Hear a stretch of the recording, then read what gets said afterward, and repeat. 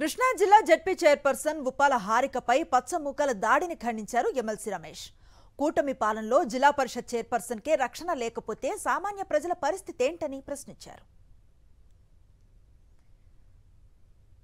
ఒక బీసీ మహిళ కృష్ణా జిల్లా జెడ్పీ చైర్మన్ బీసీ మహిళ పైన వాళ్ళ ప్రోగ్రాం మీద వాళ్ళు వెళ్తుంటే పోలీసులు ఉన్నా కూడా పోలీసులు ఆ కారు చుట్టూ ఉన్నా కూడా టీడీపీ వాళ్ళు వచ్చి గుండాయిజం చేస్తున్న పోలీసులు ఏమి చూడకుండా ప్రేక్షక పాత్ర వహిస్తూ ఈ దాడిని ఎంకరేజ్ చేస్తూ ఒక బీసీ మహిళ పైన ఎంత ఘోరంగా ప్రవర్తించారో ఈరోజు మనం చూస్తున్నాము.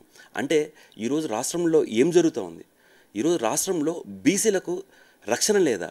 అందులో బీసీ కృష్ణా జిల్లా జెడ్పీ ప్రథమ పౌరాలపైనే దాడి జరిగితే ఇంకా మిగతా బీసీలకు కానీ ఎస్సీలకు కానీ ఎస్టీలకు కానీ మైనార్టీలకు కానీ ఎవరికైనా రాష్ట్ర ప్రజలకు ఏం రక్షణ ఉందనేసి ఈరోజు రెడ్ బుక్ రాజ్యాంగం రచించిన లోకేష్ గారిని ఈ సమావేశంగా అడగడం జరుగుతుంది.